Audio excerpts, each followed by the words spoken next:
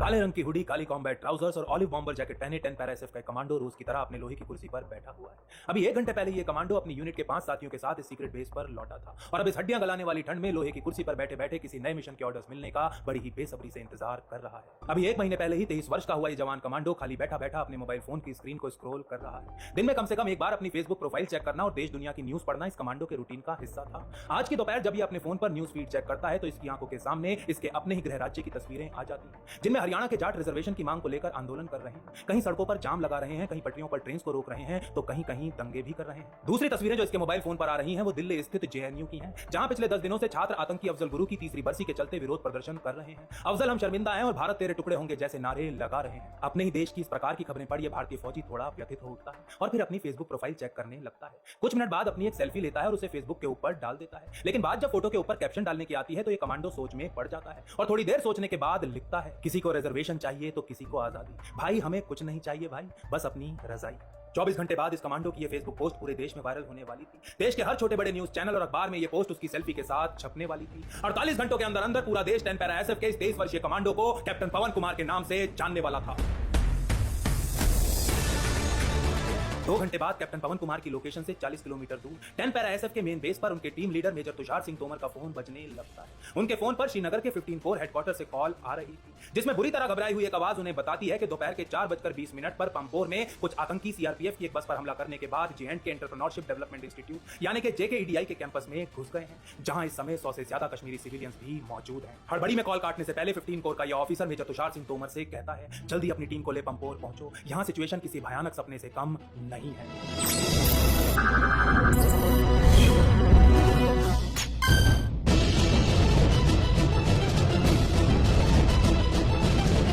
जय मां भारती। 20 फरवरी 2016 को पंपोर में सीआरपीएफ की बस के ऊपर हुए इस आतंकी हमले में सीआरपीएफ के 2 आदमी हेड कांस्टेबल भोला प्रसाद और कांस्टेबल आरके रैना वीरगति को प्राप्त हुए थे, जबकि सीआरपीएफ के कई जवान घायल हो गए थे। बस के ऊपर हमला करने के बाद ये आतंकी पास से स्थित जेकेईडीआई की बिल्डिंग में जाकर छुप गए थे, जहां जम्मू कश्मीर के कोने कोने से सिविलियंस एंटरप्रेन्योरशिप यानी कि अपना खुद का एक बिजनेस कैसे शुरू किया जाए, उसको आगे कैसे बढ़ाया जाए, इस प्रकार की पढ़ाई करने वीकेंड्स पर आया करते थे। और इस शनिवार को भी इस बिल्डिंग के अंदर 100 से ज्यादा सिविलियंस मौजूद थे। जब भी किसी ऑपरेशन में सिविलियंस इन्वॉल्व हो जाते हैं तो फोर्सेस के लिए अपना काम करना कई गुना ज्यादा मुश्किल हो जाता है और ऐसे में पैरा एसएफ को समन करने के अलावा और कोई विकल्प नहीं रह जाता। उधर अवंतीपुरा में अपना फोन नीचे रखते ही मेजर तुषार सिंह तोमर अपने 2 स्क्वाड्स को जल्द से जल्द पंपोर पहुंचने का ऑर्डर दे देते हैं। इनमें से एक स्क्वाड तो कुलगाम में पेट्रोलिंग कर रहा था, जबकि दूसरा स्क्वाड शोपियां में था, जिसको कैप्टन पवन कुमार लीड किया करते थे। 23 वर्षीय कैप्टन पवन कुमार का जन्म हरियाणा के जींद जिले में स्थित एक छोटे से गांव में हुआ था। वो अपने माता पिता की एक लौती संतान थे और जब से उन्होंने होश संभाला था आर्मी में जाने के अलावा कोई दूसरा सपना नहीं देखा था। स्कूल की पढ़ाई पूरी करने के बाद एनडीए का एग्जाम क्लियर किया, अकेडमी में एक ऑलराउंड कैडेट रहे और ग्रेजुएट होने के बाद उन्हें 7th डोगरा रेजिमेंट में कमीशन कर दिया गया। लेकिन कैप्टन पवन कुमार तो एनडीए के दिनों से ही पैरा एसएफ में जाने के सपने देख रहे थे और उनका यह सपना अप्रैल 2015 में पूरा हो जाता है, जब उन्हें 10 पैरा एसएफ में सेलेक्ट कर लिया जाता है। मैरून बैच पहनते ही कैप्टन पवन कुमार अपने सीओ से जितना जल्दी हो सके उतना जल्दी उन्हें कश्मीर में पोस्टिंग देने का आग्रह करते हैं। असल में कैप्टन पवन कुमार जानते थे कि यदि कश्मीर में सर्व नहीं किया तो पैरा एसएफ में आना बेकार है। वो एक्शन के आसपास नहीं बल्कि उसके बीचों बीच रहना चाहते थे। कश्मीर आने के कुछ महीनों में ही कैप्टन पवन कुमार एक के बाद एक कई सफल काउंटर टेरर ऑपरेशंस को खुद लीड कर चुके थे, जैसे कि 3 अक्टूबर 2016 को पुलवामा में हुआ एक ऑपरेशन जिसमें 3 आतंकी मारे गए थे। कश्मीर आने के बाद से इस दिन तक केवल 1 हफ्ता छोड़ कैप्टन पवन कुमार ने एक भी छुट्टी नहीं ली थी। एक भी दिन ऐसा नहीं गया था जब कैप्टन पवन कुमार आतंकियों की तलाश करने अपने बेस से बाहर ना निकले हों। मैसेज मिलते ही कैप्टन पवन कुमार अपने स्क्वाड को इकट्ठा होने के लिए कहते हैं और भारी बारिश के बीच मेजर तुषार और तीसरे स्क्वाड के साथ पंपोर जाने के लिए निकल पड़ते हैं। पंपोर में प्रवेश करते ही स्थानीय लोगों की भीड़ हाथों में पत्थर लिए 10 पैरा एसएफ के इन तीनों स्क्वाड्स का खूब स्वागत करती है। अपने ही देश में अपनी ड्यूटी करते हुए अपने ऊपर पत्थर बरसते देखना कैप्टन पवन कुमार के लिए कोई नई बात नहीं थी। अभी पिछले महीने ही एक ऑपरेशन के लिए पुलवामा जाते हुए भी कैप्टन पवन कुमार और उनके साथियों के ऊपर लोकल्स ने खूब पत्थर बरसाए थे। एक पत्थर तो कैप्टन पवन कुमार के मुंह पर आकर लग गया था, जिसकी वजह से उनके आगे के 3 दांत पूरी तरह टूट गए थे। लेकिन फिर भी सर से पैर तक लदा ये भारतीय कमांडो, जिसके खाली हाथ भी किसी घातक हथियार से कम नहीं थे, चुपचाप ही आगे बढ़ता रहा था। अपना पूरा मुंह लहूलुहान हो जाने के बाद भी ये बात कैप्टन पवन कुमार ने अपने टीम लीडर को नहीं बताई थी और बिना कोई दवाई या इंजेक्शन लिए पुलवामा ऑपरेशन पूरा किया था। और आज 20 फरवरी 2016 की शाम भी कैप्टन पवन कुमार पत्थर फेंकती भीड़ को चीरते हुए जेकेईडीआई की बिल्डिंग की तरफ बढ़ना शुरू कर देते हैं। काफी दूर से ही उन्हें ऑटोमेटिक राइफल्स और ग्रेनेड्स के धमाकों की आवाजें आना शुरू हो जाती हैं, जो हर बढ़ते कदम के साथ तेज होती जा रही थी। जैसे ही पैरा एसएफ के स्क्वाड बिल्डिंग के बाहर पहुंचते हैं तो सबसे पहले उनकी मुलाकात सीआरपीएफ, राष्ट्रीय राइफल्स और जे&के पुलिस एसओजी के ऑफिसर्स के साथ होती है, जो बिल्डिंग में फंसे सिविलियंस को बाहर कैसे निकाला जाए इसके ऊपर विचार विमर्श कर रहे थे। लोकेशन पर पहुंचते ही मेजर तुषार को समझ में आ जाता है कि 15 कोर का वो ऑफिसर इतना ज्यादा क्यों घबराया हुआ था, इस दृश्य को एक भयानक सपने जैसा क्यों बता रहा था। असल में सीआरपीएफ की बस पर हमला करने के बाद ये आतंकी सिविलियन से भरी जेकेईडीआई की बिल्डिंग में घुस गए थे और टॉप फ्लोर पर अपनी पोजीशंस ले चुके थे। टॉप फ्लोर पर होने की वजह से इनके पास एक सॉलिड कवर तो था ही, लेकिन एक बहुत ही अच्छा वेंटेज पॉइंट भी था जहां से वो भारतीय फौजियों के ऊपर अंधाधुंध फायरिंग के साथ साथ ग्रेनेड्स भी बरसा रहे थे। दूसरी तरफ भारतीय फौज की दुविधा ये थी कि सिविलियंस बिल्डिंग के अंदर फंसे हुए थे, इसलिए वो ना ही आतंकियों की तरह अंधाधुंध फायरिंग कर सकती थी और ना ही ग्रेनेड्स का इस्तेमाल। काफी देर तक फायरिंग करने के बाद जैसे ही आतंकी कुछ सेकंड्स का एक ब्रेक लेते हैं तो सीआरपीएफ की एक टीम बिल्डिंग के अंदर घुसना शुरू कर देती है। इस बात से पूरी तरह अनजान के आतंकी ने ऊपर से देख रहे हैं सीआरपीएफ के जवान जैसे ही मेन बिल्डिंग की लॉबी में घुसते हैं, ऊपर से एक आतंकी इनकी दिशा में ग्रेनेड फेंक देता है, जिसके धमाके से सीआरपीएफ के 4 जवान घायल हो जाते हैं और इसके साथ ही इस ऑपरेशन में अब तक की पहली इंडोर फायर फाइट शुरू हो जाती है। इस फायर फाइट के कारण जो डायवर्जन क्रिएट होता है उसका फायदा उठा सीआरपीएफ की कई और टीम्स बिल्डिंग के दूसरे प्रवेश मार्गों से अंदर घुसने लगती हैं और सिविलियंस को एक्सट्रैक्ट करना शुरू कर देती हैं, जो उस समय तक भारतीय फौज की सबसे पहली प्राथमिकता थे। जहां एक तरफ सीआरपीएफ की एक टीम आतंकियों को एंगेज करके रखती है तो वहीं दूसरी टीम सिविलियंस को बाहर निकालती रहती है। कुछ ही मिनटों में ज्यादातर सिविलियंस को बिना एक खरोंच सकुशल बिल्डिंग से बाहर निकाल लिया जाता है। उधर कैप्टन पवन कुमार जेकेईडीआई की इस बिल्डिंग का बड़े ही गौर से मुआयना करने लगते हैं और उन्हें समझ में आ जाता है कि आतंकी उनसे कहीं ज्यादा एडवांटेज की स्थिति में है और ऊपर अभी भी कुछ सिविलियंस के अंदर होने का मतलब था कि यह एनकाउंटर बड़ी ही आसानी से एक हॉस्टेज सिचुएशन में भी बदल सकता था। इसीलिए फौज के सीनियर ऑफिसर्स ये निर्णय लेते हैं कि अब अगला ऑफेंसिव एक्शन सूरज की पहली किरण निकलने के साथ ही लिया जाएगा। लेकिन कैप्टन पवन कुमार को यह आइडिया बिल्कुल भी पसंद नहीं आता। वो मेजर तुषार को साइड में ले जाकर उनसे कहते हैं, सर हम पूरी रात वेस्ट नहीं कर सकते, मैं बिल्डिंग की रैकी करने जा रहा हूं, हम इस ऑपरेशन को खत्म कर सकते हैं। मेजर तुषार सिंह तोमर थोड़े असमंजस में पड़ जाते हैं। कैप्टन पवन का यह प्रस्ताव बहुत ही ज्यादा खतरनाक था क्योंकि बिना आतंकियों की नजर में आए बिल्डिंग के अंदर घुसना लगभग असंभव था। लेकिन कैप्टन पवन कुमार उन्हें समझाते हुए कहते हैं, सर जरा सोचिए, जब रात के अंधेरे में अंदर घुसना इतना मुश्किल है तो दिन के उजाले में यह आसान कैसे हो जाएगा। दिन में जानी नुकसान कहीं ज्यादा होगा और वैसे भी हम यहाँ किस लिए आए हैं, इंतजार करने। मेजर तुषार को भी लगने लगता है कि कैप्टन पवन की बात में दम तो है और इसीलिए वो उनको अपने स्क्वाड के साथ बिल्डिंग के अंदर घुस के असॉल्ट करने की परमिशन दे देते हैं। कैप्टन पवन कुमार तुरंत अपने 5 कमांडोज को एक बख्तरबंद गाड़ी के पीछे इकट्ठा करते हैं और ऊपर से बरसती हुई गोलियों के बीच ही उनको ब्रीफ करना शुरू कर देते हैं। बातें करते करते ये कमांडोज रेकी और असॉल्ट के लिए आवश्यक गियर भी पहनने लगते हैं। सबसे पहले हर कमांडो अपनी बैलिस्टिक जैकेट और दस्ताने पहनता है और फिर अपनी AN/PVS-14 नाइट विजन डिवाइसेस को हेलमेट पर स्ट्रैप कर लेता है और आखिर में हर पैरा कमांडो अपने प्रमुख वेपन कोल्ट M4 कार्बाइन और उसमें लगने वाली मैगजीन्स को चेक करता है। पैरा एसएफ अपना प्लान सीआरपीएफ, आरआर और एसओजी के साथ भी शेयर करती है और बैकअप फोर्सेस बिल्डिंग के बाहर एक पेरीमीटर बना अपनी अपनी पोजीशंस ले लेती हैं। बैटल गियर से लेफ्ट मेजर तुषार भी अपने स्क्वाड के साथ इस घेरे में पोजीशन ले लेते हैं और अपनी नाइट विजन डिवाइस से कैप्टन पवन कुमार के ऊपर नजर रखने लगते हैं। वो देखते हैं कि इतनी भीषण गोलीबारी के बीच भी कैप्टन पवन कुमार बड़ी ही शांति और सावधानी से बिल्डिंग की परिक्रमा कर रहे हैं। बिल्डिंग का एक पूरा चक्कर लगाने के बाद कैप्टन पवन कुमार अपना असॉल्ट प्लान मेजर तुषार के साथ वायरलेस पर शेयर करते हैं। कैप्टन पवन कुमार मेजर तुषार को बताते हैं कि वो इस ऑपरेशन को फ्लोर बाय फ्लोर एग्जीक्यूट करेंगे और इसकी शुरुआत टॉप फ्लोर से की जाएगी। कैप्टन पवन कुमार जानते थे कि मेन लॉबी से तो बिल्डिंग के अंदर घुसने का सवाल ही पैदा नहीं होता, इसलिए वो बिल्डिंग की पिछली तरफ इमरजेंसी के लिए बनाई गई सीढ़ियों का इस्तेमाल करने का निर्णय लेते हैं। इसके बाद अपने हर स्क्वाड मेंबर की आंखों में आंखें डाल अपना सर हल्का सा हाँ में हिलाते हुए कैप्टन पवन कुमार बहुत ही धीरे से अपने ईयरपीस में बोलते हैं, गिव मी सम कवर फायर।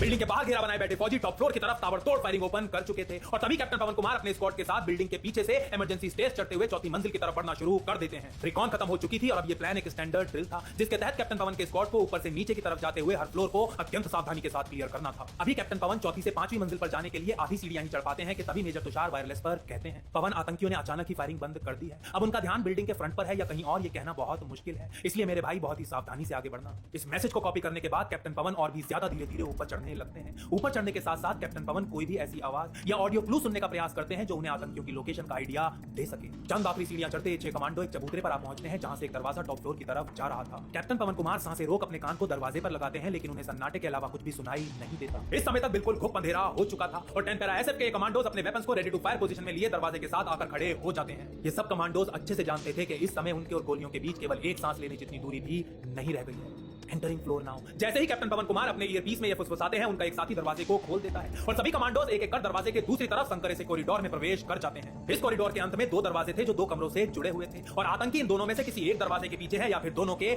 ये बता पाना असंभव था। अब पैरा एसएफ के पास एलिमेंट ऑफ सरप्राइज की कोई एडवांटेज नहीं रह गई। उनको हर हालत में एक एक कर दोनों रूम्स को क्लियर करना ही था। इसके अलावा इस ऑपरेशन को पूरा करने का और कोई रास्ता नहीं था। कैप्टन पवन कुमार एक दरवाजे की तरफ इशारा करते हुए अपने स्काउट को वो दरवाजा तोड़ने का आदेश देते हैं। स्काउट आगे बढ़कर कोशिश करता है लेकिन वो दरवाजा नहीं टूट पाता कि तभी कैप्टन पवन तेजी से आगे बढ़ते हैं, जोर से दरवाजे पर एक मार देते हैं। जैसे ही धड़ाम का दरवाजा खुलता है, कमरे के अंदर से ताबड़तोड़ गोलियों की बौछार शुरू हो जाती है। गोलियों से बचने के लिए कैप्टन पवन बिजली की फुर्ती से हेड रोल मारते हैं और कमरे के अंदर घुस जाते हैं और अब गोलियां बरसा रहे उस आतंकी से केवल 2 मीटर की दूरी पर होते हैं। पूरी तरह घबरा चुका आतंकी एक बार फिर अपनी राइफल के ट्रिगर को दबा देता है और इस बार कैप्टन पवन को 2 गोलियां लग जाती हैं, एक उनके कंधे में और दूसरी बाईं छाती में। लेकिन इससे पहले कि वो आतंकी तीसरी बार अपना ट्रिगर दबा पाता, कैप्टन पवन कुमार का हाथ उसकी राइफल की नली पर होता है और इस बार वो आतंकी से पहले अपना ट्रिगर दबा देते हैं, ये आतंकी वहीं खड़ा खड़ा रेत की बोरी की तरह ढह जाता है। वायरलेस पर गोलियों की आवाज सुन रहे मेजर तुषार को जैसे ही पता चलता है कि कैप्टन पवन को गोलियां लग चुकी हैं, वो उनको पीछे आने और दूसरे कमांडोज को आगे जाने देने का आदेश देते हैं। लेकिन कैप्टन पवन कहते हैं कि अब उनके पास वेंटेज पॉइंट है और उन्हें आगे बढ़ते रहना चाहिए। अभी उनका ये वाक्य पूरा भी नहीं हो पाता कि कमरे के अंधेरे को चीरती हुई कई और गोलियां उनकी तरफ आती हैं और उनके शरीर के आर पार हो जाती हैं। इस समय पर कैप्टन पवन कुमार के स्क्वाड के 2 कमांडो सबरमल बालाजी और नायक सिंह उन्हें पीछे खींचना शुरू कर देते हैं। अत्यधिक खून बहने के कारण कमजोर पड़ रहे कैप्टन पवन कुमार अभी भी उनका विरोध करते हैं, वापस जाने से मना करते हैं, लेकिन हर बीतते क्षण के साथ उनका यह विरोध कमजोर पड़ता जाता है। असल में वो गोली जो कैप्टन पवन कुमार की छाती पर लगी थी, अपने साथ इस कमांडो के दिल का एक टुकड़ा उड़ा ले गई थी और यही कारण था कि उनका खून किसी झरने की तरह बह रहा था।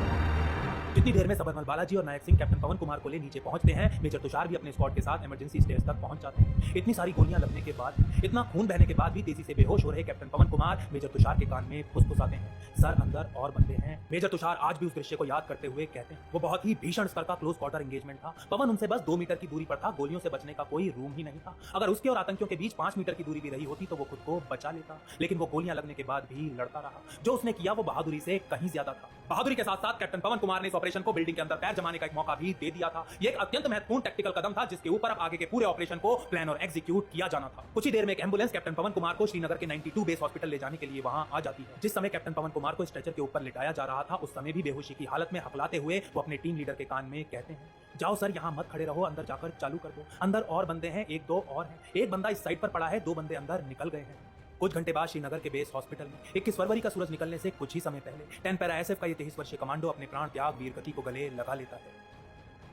उधर पांपोर में कैप्टन पवन कुमार की बहादुरी से मिली एडवांटेज के कारण ऑपरेशन अपने फुल स्विंग में आ चुका था, लेकिन सभी आतंकियों को खत्म करते करते 48 घंटे से ज्यादा का समय लगने वाला था। ऑपरेशन खत्म होते होते स्पेशल फोर्सेज के 2 और कमांडोज कैप्टन तुषार महाजन और लांस नायक ओम प्रकाश भी वीर गति को प्राप्त होने वाले थे। तिरंगे में लिपटे कैप्टन पवन कुमार के पार्थिव शरीर को फूलों से सजे लकड़ी के एक ताबूत में उनके घर भेजने के लिए लिटा दिया जाता है। लेकिन कैप्टन पवन कुमार के गृह राज्य हरियाणा में उनके जाट भाई अभी भी रिजर्वेशन को ले विरोध प्रदर्शन कर रहे थे। खासतौर पर उनके जिले जींद के चारों तरफ तो काफी बुरा हाल था। आर्मी को लगता है कि ऐसे समय में कैप्टन पवन के पार्थिव शरीर को बाई रोड उनके घर ले जाना किसी विवाद या समस्या को न्योता देना हो सकता है। इसी के चलते इंडियन आर्मी हरियाणा के लोगों से आग्रह करती है कि वो अपने बेटे के पार्थिव शरीर को बिना किसी बाधा के घर ले जाने दें। आर्मी की केवल एक ही अपील पर जिनके आसपास बंद पड़ी सारी सड़कें कुछ ही घंटों में खाली हो जाती हैं। विरोध कर रहे, सड़कों पर जाम लगाए बैठे, दंगे कर रहे सभी जाट अपने अपने घर वापस लौट जाते हैं।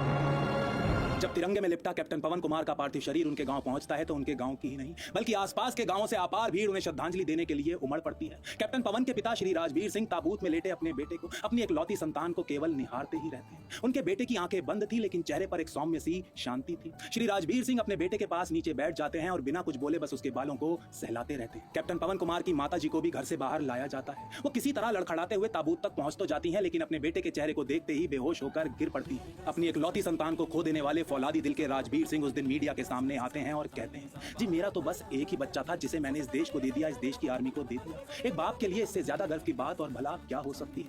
वहां खड़े मीडिया वाले भी खुद को रोने से नहीं रोक पाते। तेरी राहत के अखियां जाने कैसा कैसा होए जिया, तेरी राहत के अखियां जाने कैसा कैसा होए जिया। धीरे धीरे आंगन उतरे अंधेरा मेरा दिल दुखा।